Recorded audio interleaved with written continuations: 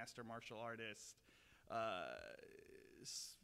basically any skill you can think of, she has it.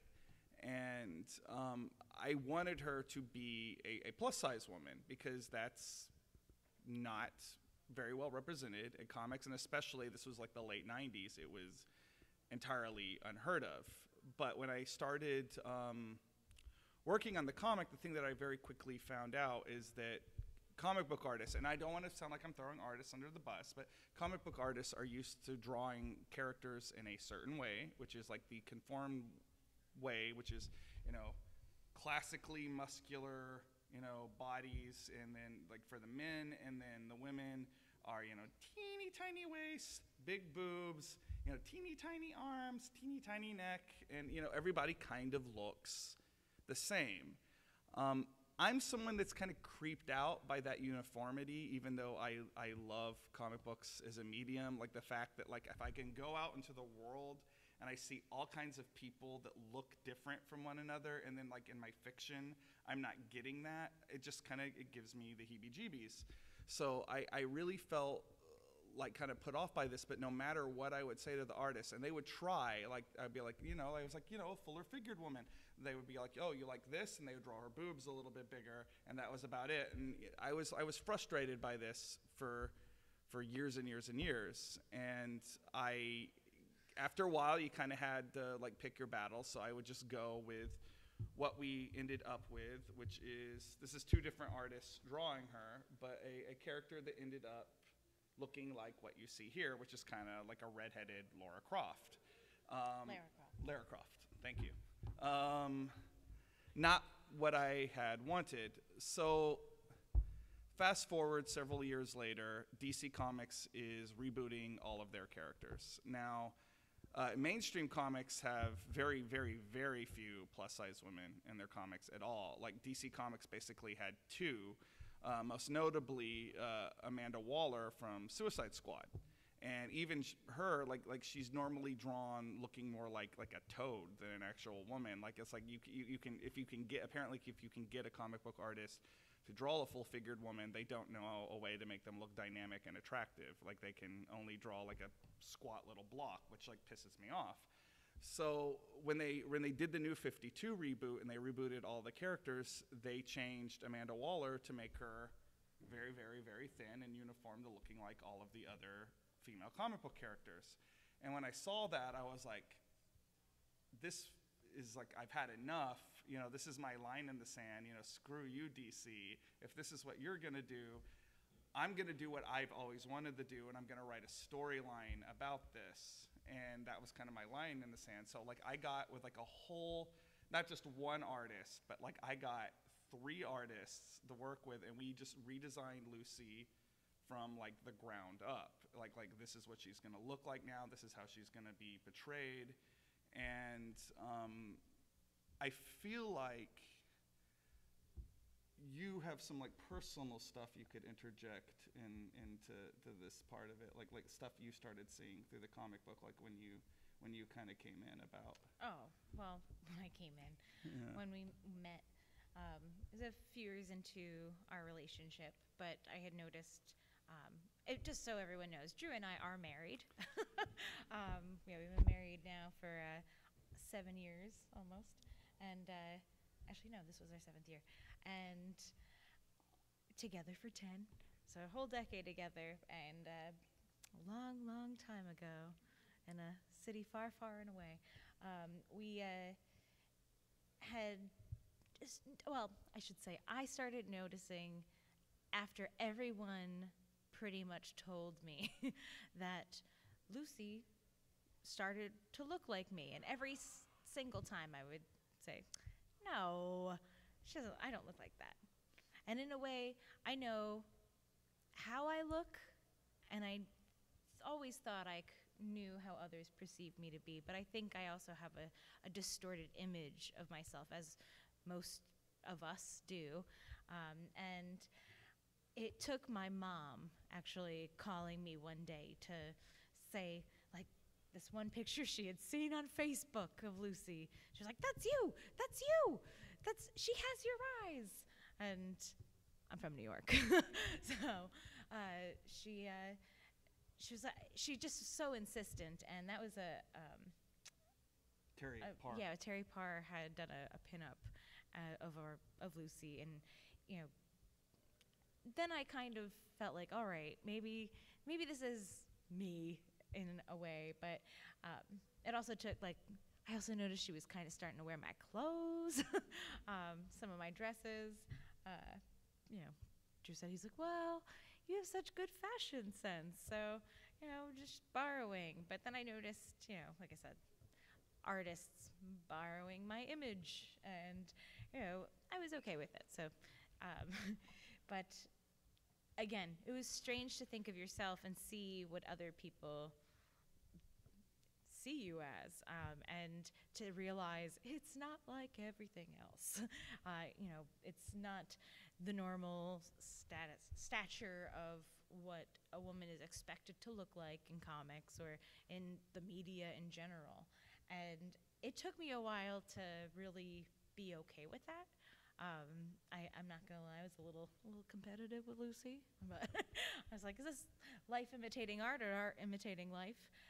But you know, it's one of those things I've seen a lot of other people who've been really inspired by our characters, mainly not just Lucy being a full-figured woman, but we also have Bella, who is a trans character, and that again, not a lot of trans and non-binary characters are really presented in a heroic state.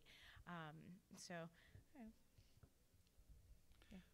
Well, now, I didn't initially go, okay, make Lucy Jamie, but I feel like I would be remiss if I did not. There was a statement by our editor at the time, an English gentleman by the name of Russell Hillman, who upon meeting Jamie for the first time said, if I had to hire an artist to draw your ideal girlfriend, that is who I would have them draw. So back to... Hence why I say the life imitating art, art imitating life. So the resulting story arc that we did with Lucy is a comic called Eye of the Beholder, which you see here. It was originally published by a Dallas-based small publisher called Monsterverse. Strangely enough, and it has now been bought out by Legendary Pictures, and it's the Godzilla Monsterverse. It's weird being only one Kevin Bacon removed from that. But the thing that I noticed that was really different from all the, at this point, like hundreds of comics that I had put out, that this was a comic that was like being featured on fashion blogs. It was being featured on like feminist write-ups and stuff that you would never think would talk about comics, and just like the overwhelming amount of support for this character and the direction that we took with this character was very, very gratifying, and see that a lot of people could relate to that. And I think the thing that was most striking to a lot of people, because a lot of times when comic book characters are changed in a series, like the example I always use is like Spider-Man got a black costume for a while, or Superman was the blue Superman for a little while in the late 90s. Eventually the characters always kind of go back to the status quo. Lucy never did. Like there was never a return to like the old character design, even though there were like a few, and I'm say like a few because almost everybody embraced the new version of the character, but a few people, they're like, we like the old character design better, why did you change it? And I was like, well, this is what I want, first and foremost, but I also think it's having this positive effect on, the comic book industry at large, and I saw how that it mattered to fans. And I think for you, I think that was a big reason why you probably started to be okay with sort of being the real world manifestation of yeah. Lucy, and Yeah. you've become more involved with the comic. You're actually an editor on it now. And I did the forward for Ray Gun Gothic, but it did take, like I said, it did take some getting used to, because it's weird. Just it's in a way a wonderful compliment, and in another way freaking creepy. But you know, it was something like now I've actually cosplay her, which again is really just super surreal. And or is she cosplaying me? But really, like I am much more comfortable because of the fact that I know how many people have really just embraced this character because of the way she looks. And I feel like it has helped my own self-esteem, and I've been able to, you know, help others with that through Girls Rock Austin, and you know, where you can really see, you know, at a younger age, kind of like that moment when, especially women, are suddenly told, like, "Oh no, this is you're too pudgy," or like, "Oh, you know," or you know, all of these things. Like I remember hearing a moment on the lips, forever on the hips, Jamie. And yeah, everyone's like, mm-hmm.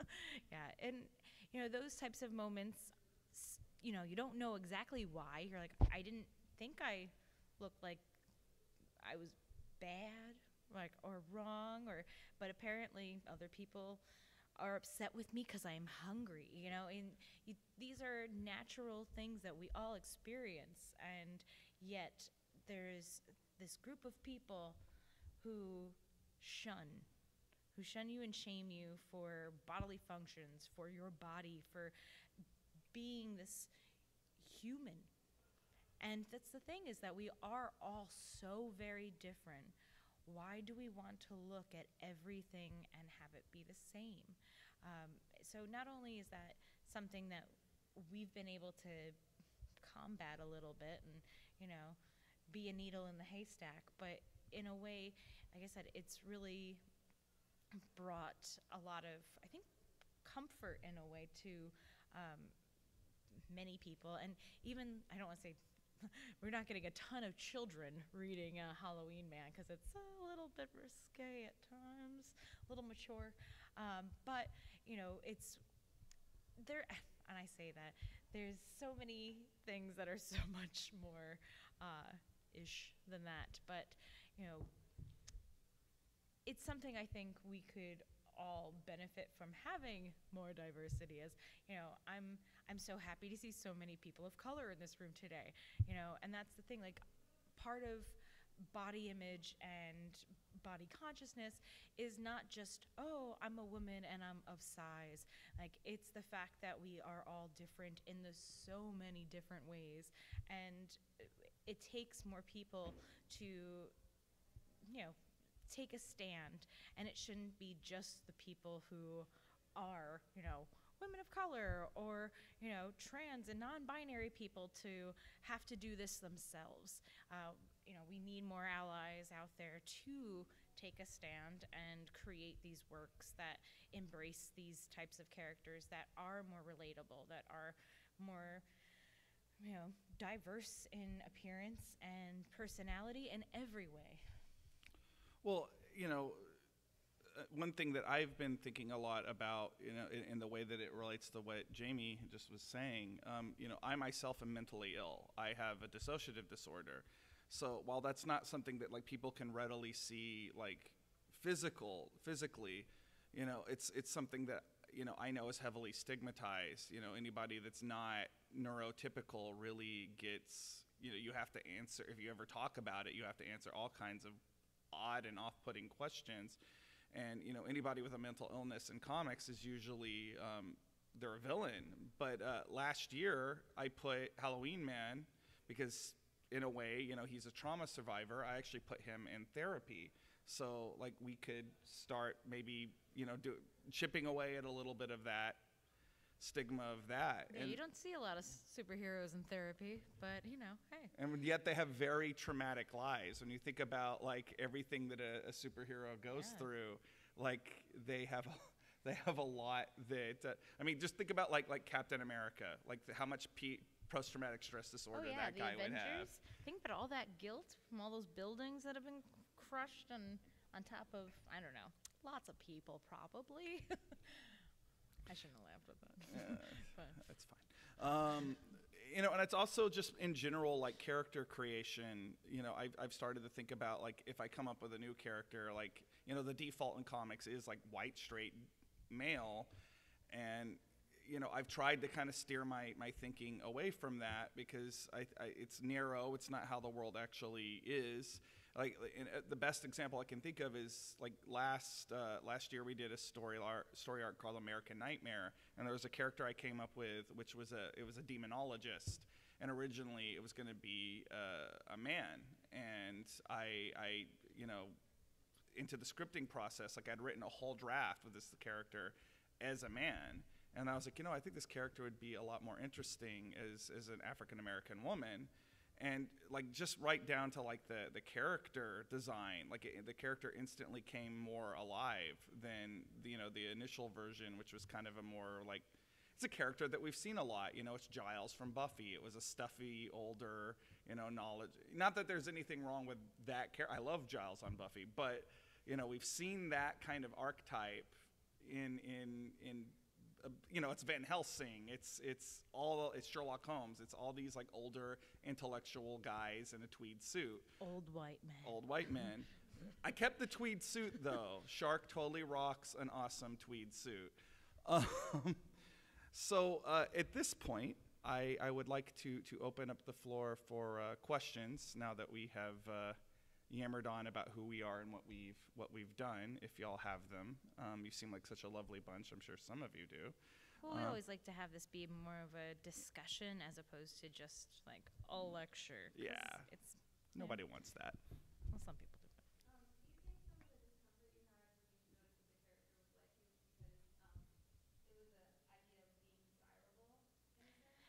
do. You know, in some ways, yes. I go back and forth with how, you know, I look and then how I think I look, and like I said, how others I think perceive me, and I also worry a lot about professionalism. You know, I'm stacked. Like it's, you know, I have a very full figure, and I don't always want to be sexualized, and that's something that with my band, even though we are, you know, considered to be like riot girl, rockabilly, swing, soul, punk, we get a lot of people who just can't keep their hands to themselves, and it's not just limited to men. It's honestly, it's men and women. Sometimes even more women, because I think they think we have the same parts, so let's give them a shake. But it's not right. It's my body, my autonomy. And so when I first saw this, I kind of felt like my image was being like used without my permission. You know, even though we were together, I wasn't officially asked. You know, so that was kind of like, you know, I was a little annoyed. I was like, I would be annoyed if someone was wearing the same dress as me at a party. Why wouldn't I be a little upset that Lucy's, you know, got my spiderweb dress on? So, but I do think, you know, I've always been confident. I think more because I'm like confident in my mental intelligence, not necessarily just like my physical appearance. You know, I'm like, I got a pretty face. That's what I've always thought. And even that is slightly backhanded compliments, like saying like, don't sweat much for a fat chick. You know, it's not exactly a compliment. And so I was thinking all of these types of thoughts and thinking how, you know, is this going to be how everyone always thinks of me? Like, Lucy is kind of sexualized in some ways, and in a way that's awesome. I think it's great. We are definitely pro-sex people. You know, I believe in sex education and us basically just talking about it more in society so that things can be understood. I think our, you know, abortion rates, teen pregnancy, everything would go down. But you know, we choose to we choose to shame, each other, and instead of lifting each other up and being open and having like an inclusive, accepting space where we can all talk. So I feel like I grew up in a place where I was not given any sort of sex education.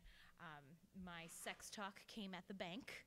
And I asked for a deposit slip from my mother, and she turned to me and just said, "You better not be having sex, and if you're having sex, you better be on birth control, but you better not be having sex."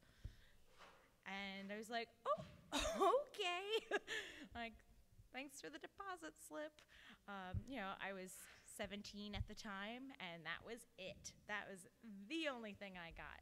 So having that, like, all right, sex and being sexualized immediately has this, like, nasty connotation.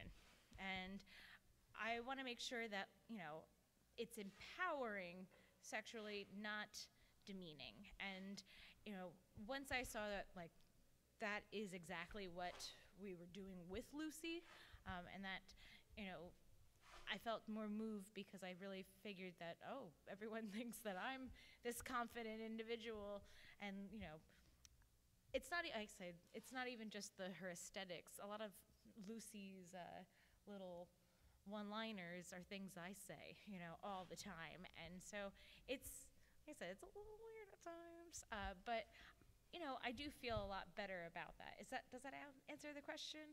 Okay. All right. Anybody else? No? Well, I want to piggyback on something that you were talking about, how the character is sometimes sexualized. I have to be very like specific in the way that we're talking about that. And Jamie already addressed some of it, but because full-figured women are only allowed like certain roles in most media, which is usually like goofy best friend, clumsy sidekick. Like, think about how like Melissa McCarthy or Rebel Wilson are normally portrayed in your average movie that they show up in. I really wanted to make sure that we were going the opposite of that. So like, okay, what if this plus size woman is not only like glamorous, yeah, she's glamorous, she's attractive, she's the sexiest person in any room that she walks into, as opposed to being like, I'm going to walk into the room and immediately trip over something because, fat people are funny. Like, oh, Lucy just fell down the stairs. Like, yeah. that's...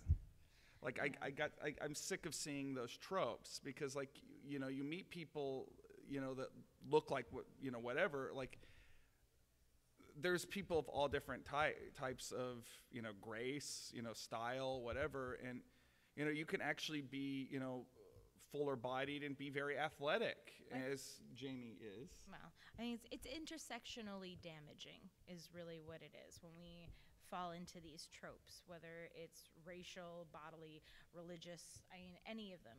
It's just not something that's going to make our society better. It doesn't make the art better. It's just, it's I would argue it makes it worse. Well, exactly. Because, like, you're only getting, like, when your default character is, like, one, your default protagonist is one type of guy, and it's been that way historically through most of fiction. That's bland. It's funny because, like, we you always hear, like, people go, oh, man, I really would like to see, some more different kinds of stories, but then they crank out the same thing over and over again, which is essentially like the Star Wars Secret Prince storyline, or, in the case of Disney movies, Secret Princess, over and over and over again. And it gets old because that really isn't everybody's life story. And, honestly, very few people have that story. It's tiresome. And, and it's like, I've never had that. I don't think most people have had that. And if any case, I've had it rough, I would feel like. Yeah. Well, putting anything on a pedestal is just setting it up to fall. And I feel like these types of body images and tropes that we've been discussing have been on this pedestal all of our lives. There's been a slight change in the way of what we think of as the ideal since 1900, but or even before that. But it's still always very either malnourished or relies so much on a woman being uncomfortable. You think about, and I'm not anti-corsets, but you think about corsetry where women died. Can you imagine? I mean, I know they say beauty is pain, but can you imagine dying for fashion? It doesn't sound like the best thing to wear. And like, think about this heat right now we're experiencing. I was like, I walked 3 blocks from my parking spot, and I thought Like I a was boss. close to dying. If I was wearing a corset, oh my gosh, that ambulance outside would be for me. And I think we have to be a little bit more understanding of the different types of bodies we all have, and what we're so sensitive now to taking care of people who have allergies, right? Somebody is gluten intolerant. We make sure they have a whole different table. They have things that are specifically for them, and that's great because that's teaching courtesy. That's saying, like, I see you and you matter, and that helps that one person feel like, oh, I might have this thing that's different than everybody else, but that doesn't make me any weaker of a person. I know it sounds strange to compare body image to like celiac disease, but it's one of those things. I mean, I think that in that sort of vein, we do need to have these open forums where we not only discuss how we've felt for all of these years, and I think that's what's going on right now in our political climate. We all know that shit's been weird for a long time. Like, it has not ever been great. And so saying, like, making America great again, that's not quite there. So, but the fact that we are all discussing these things at least is a step in the right direction, even if it feels like everything is burning around us. I know that going in that path, that we will be able to, have more opportunities for, like I said, people of color, trans, non-binary people, women in general, and not discounting, like, men and their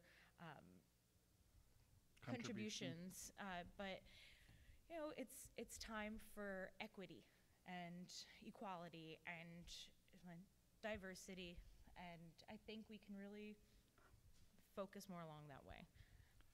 So before I segue into something else, off of, by the way, great, that was really great. You want to hold my hand as I get off my soapbox? No. Before I dovetail into something else that what you were saying made me think of, did anybody else have a question? Or comment. Comment. Comment. Feel free to interject. Like I said, this is a conversation. It's not just us talking at you. We want to hear what you have to say too, because we'll learn from you. It's not just about what we're doing. Well, it's true. Everybody here, I'm not seeing one person over and over. The only thing that I keep hearing is that damn pirate at the door. Aye, matey. I wanted to talk about your statements about diversity, and even though this panel always starts with talking about Lucy, I did want to take a moment to talk about Bella. Oh, and inclusion. And inclusion. Well, the way that kind of ties into it. So I am a twin. My twin is no longer with us. I mentioned earlier that I am mentally ill. There is a very good reason for that. I was in a car accident 20 years ago that I was driving and killed my twin brother. Or twin. I'm going to interject in this. Drew has a very hard time with the way he expresses this story because of the guilt that he feels. And he was in a car accident where he was driving, and a man who was drunk hit them and killed his brother. But for the last 20 years, he's had a hard time, coming to grips with that sort of guilt that just comes from, even though he was totally in the right, having been in a position in that way. So I didn't realize the way I even said that. I know. Thank you. My twin was, and I apologize, I'm going to go back and forth with the gender pronouns. It's not because I feel like I'm in the right about that. It's just because no longer with me. So like that's a mental image thing that I have to struggle with. But I had a twin brother who was transitioning into being a woman. His name was Ben. The name that he had chosen for himself as a woman was Bella. My parents never. First of all, think about where we were at with this topic 20 years ago. Nobody was talking about it. Like we were barely talking about gay rights. Like trans rights were not even on the table well, it's like yet. you hear about like Ed Wood. I remember that was when or came. Unfortunately, Norman Bates. Well, yeah, I was saying Ed Wood just because that was something that had come out during the 90s that was like, oh my goodness, a man cross-dressing? And it was this, at least it's kind of open to conversation, but still barely. But at least it was something that was in the media, and it was starting to get a little bit more attention that, not everyone is this generic sexual dynamic. So my parents, they completely freaked the hell out, and they weren't really. Right before the car accident happened, we had been at my parents' home, and we had my parents and my mother and my twin had a very heated argument right before we got in the car, and we went to a tire place to have our tire changed. And then on the way back to my parents' place, of which the discussion was to continue again, we were hit by the gentleman that Jamie was referring, and my twin was crushed by the impact of the car. So that's why I have a dissociative disorder, first of all. Like, I cracked and splintered off into currently have two separate personalities that coexist simultaneously with each other. And the larger impact of that, though, is what Jamie was referring to, which is the guilt, which is largely like I constantly think about the woman that my brother was going to become and how that person never got to really be born. It was cut off, not even 21 years old. And I had a hard time with that. Like, I still have a hard time with that. I'm actually trying to choke back tears as I'm telling this story. And I'm sorry, like, hey, comics, fun. I'll interject real quick. I obviously live with Drew. One of the things that always we find to be pretty upsetting is the portrayal of mental illness in the media, especially anyone with a dissociative identity disorder. You think of what's the most recent? Glass came out, and I don't know if you saw that. When is there someone who has multiple personality disorder or a dissociative identity disorder who's not going to be a serial killer? By the way, on a whole, no, we're not. Like, Yeah. people with dissociative identity disorder are not serial killers. That's not a thing. That's Alfred Hitchcock's fault. And I love Psycho. I think it's a great movie, but it's done a lot of damage to people with my disorder at the same time. I always had this thought, though, that I needed to save my twin. I was always very protective of my twin my whole life, and it was like this thing where I could not it was like literally taken out of my hands. Like there was no way you could predict what happened because it happened so quickly. And I'm left with this sort of crushing feeling of failure. So the way I could make it right, and the way I did make it right, is as I resurrected Bella, as the personality of my twin, and how I envisioned them as this sort of youthful person that never got to mature, in the form of this comic book character now, who is like is a wisecracking half demon assassin, and very much. My twin was kind of an edgy person and would not want to be like a little on the gothy side, would not really want to be like a tried and true superhero per se. So I really, this was like a big thing to me. And when the character the story that we introduced the character in is a story called Smells Like Teen Spirit. And like every chapter of the story is a different song from the 1990s, because that's the last era my twin was alive in. So it's like, it's not only the ghost of my twin, it's the ghost of this whole time period. But again, just like with the Lucy thing, like even though I was like doing this almost like, dare I say, for selfish reasons, because it was a way of like alleviating guilt, like I can save my twin. At least in this way, I can hold on to them, and they are alive, and they get to live a life. And, it was kind of a selfish thing. But then, like, I started going to cons and, meeting with people who were trans or genderqueer or non-binary, and, like, seeing, like, oh, that this is a character that is like me, and it speaks to me. And it took on, like, a whole other thing to me, whereas like I realized once again, like the Lucy thing, like this is something that's valuable, and there needs to be more of. And I was on a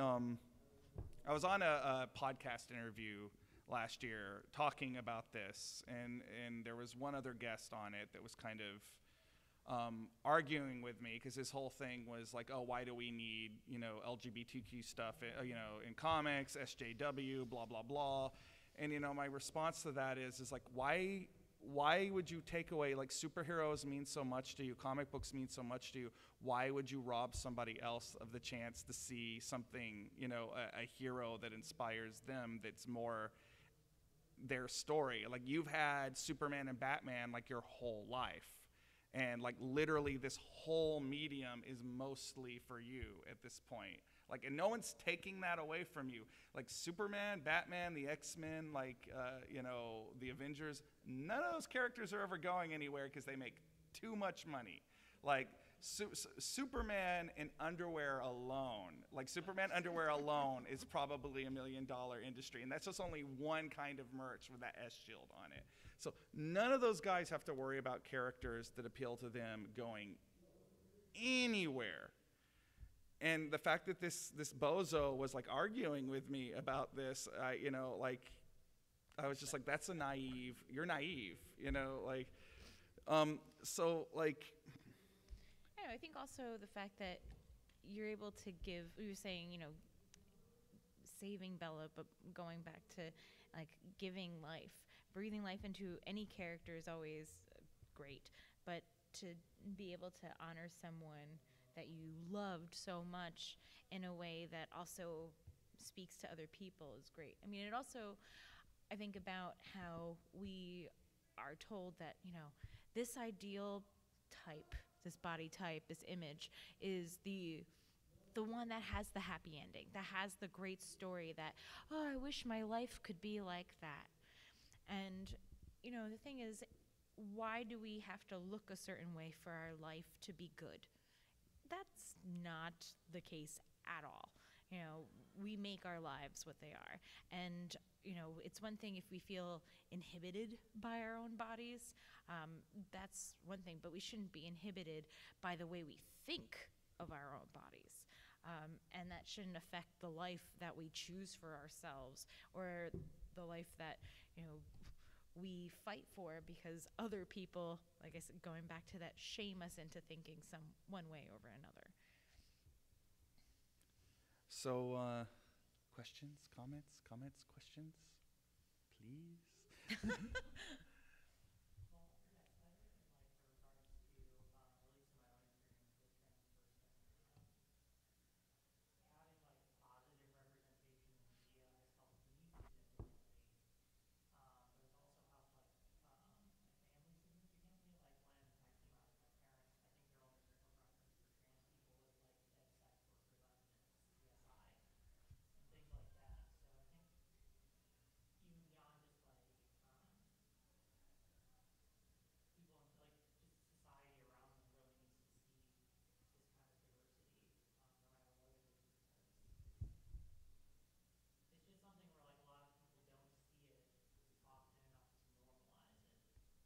I think when Caitlyn Jenner did that magazine cover, and I know Drew's mom was saying, she's like, I never really understood until that article. And, not that Caitlyn Jenner should really be representing anyone, especially like a whole group of people, but it was still representation, and it was a way of normalizing what should be normal, because people have always been this way. It's not something new. It's just something that we're just finally talking about. I think especially though because I have issues with Caitlyn Jenner as well. Like I wish that she wasn't the poster girl for the trans community. I don't think she is. I just think she was able to at least make that conversation public. Yes. But I think especially for my parents, people my parents' like age. The baby boomer age. Yeah, like that was somebody that they idolized, was on a Wheaties box, was like an exceptional person to them. And I think that as far as like, because that was like the conversation that she's talking about, that was like one of the first real conversations I had about it since that fight that I was talking about, where, my twin and my mother were just fuming at each other, and that was my image that I had in my head, which was almost as traumatic as the car wreck in some ways. When I try to think about it, that like that's the last moment that mother and child shared with each other, and so the fact that I was able to go back and my mom, for her to say I was wrong, what I did was wrong, was a huge thing. And like the fact that like she is supportive of the fact that there is a comic book character that is modeled after her child, and in fact now my mother is a teacher, an elementary school teacher, and she is in fact now a teacher that they tend to put trans students with because she understands the issue more, so that she's grown on that. She does also teach at a Christian school, so just think that is forward-minded, like, because she was somebody who, and very we religious. all know, grew up in Church of Christ, and they don't even believe in dancing. So, to kind of be able to see outside of your own personal worldview, even if it takes a long time, change is slow, but at least it's change. And hopefully we can, make this evolution roll along a little faster with, having more creators who are, just gung-ho about inclusion.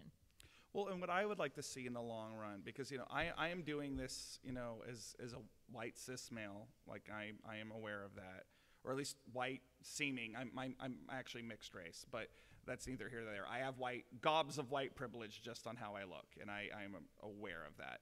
And what I would like to see in the long run is, I very actively tried to bring in more people within. When I hire people, when I hire freelancers, I'm trying to bring more queer people in, and more people of color, more women, people from different lifestyles. So like, when I am gone, that I have left a legacy behind me where I have actually helped level the playing field of the comic book industry, and so these stories are, instead of being told secondhand from somebody who's only been around these kind of stories, like they're being told by people who experienced them firsthand and actually could probably tell them better than I ever could. Lifting their voices is so important right now. I mean, it's always important, but even more so, and like I said, in the current political climate. So. I wanted to ask, because I keep seeing somebody poke their head in, how are we doing on time? We get 10 minutes. 10 minutes? Okay, thank you. So did anybody have a comment or a question? Sir?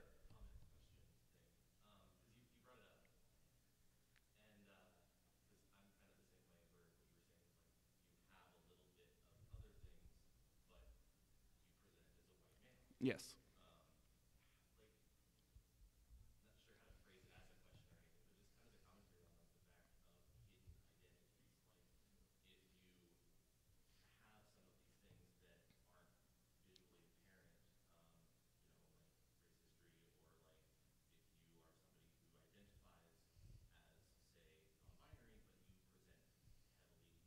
Yeah. Or there's disabilities. And physical. There's a lot of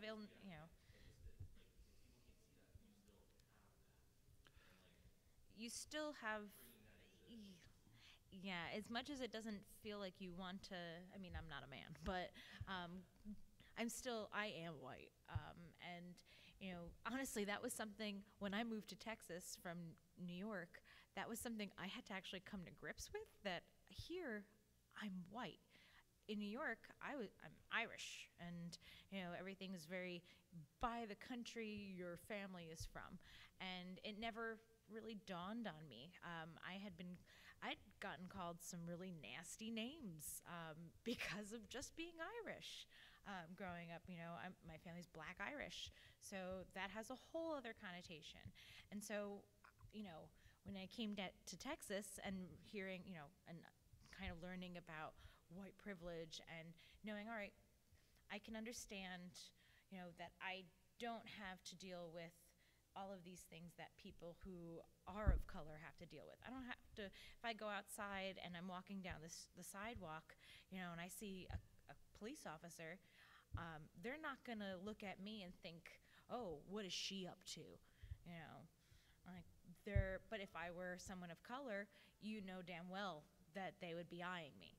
And, we need to figure out ways to combat that, but it's more, I guess it's more helpful to use that privilege, even if you don't necessarily feel it yourself. Like, privilege doesn't necessarily mean it's something that you're conscious of, and the fact that you aren't always conscious of it is the fact that it's a privilege. It's just like, I'm drinking water right now. I was so thirsty after walking the several blocks from here to the car. And not once did I think, like, the privilege of having water and how many people don't have water around the world. And that's basically, it's the same way when you're a person of color, you're not getting that type of, I say privilege, but there's another word for it, but that sort of comfort that, or that people get for not looking like you. And I know this was directed more at Drew, but, and I've seen Drew struggle with this because of being, part Native American, and, he does just look like a white guy. But, there's a lot of things like about, that his history that really kind of upset him and his family. There's a lot of talk about the Trail of Tears, and that's something that you don't necessarily see, but when we're out there in the public, we're trying to find ways to help. And there's an inherent guilt, I think, that you probably also feel, like, when you are in that privilege. Like, and if you aren't feeling that guilt, I kind of feel like shame on you, because if it means you feel like there's more that you could be doing to help. That's how I feel, and I know I'm doing a lot. In regards to what you're talking about, as far as like stuff that's not readily visible, though, like being, like, I hate hate the term mentally ill, but I feel like I have to use it a lot for as a shortcut, because like, if I'm being frank, I don't want at this stage of my life to go back to the way I was before the car accident. I am not. I am highly functioning. I have a job. I have a wife. I create art. You know, I like on some days the way I see the world, and it gives me a unique look. I wish there was, outlook. I wish there was a way that we could talk more about that. I just want to wrap up on this. I think that's going to be a big hot button, like we got to work through a lot of other issues right now in this country, but I think that's going to be something that's going to be a big hot button topic for social justice in the future, because like people who are mentally ill are just now having to start advocating for themselves, and those of us like me who are high functioning enough to do it really need to put that out there. Because like, I'm sorry, like a couple of weeks ago, or like however long ago it was, it doesn't feel like that long ago, when the president is talking about like rounding the mentally ill up and forcibly incarcerating them, that ticked me off.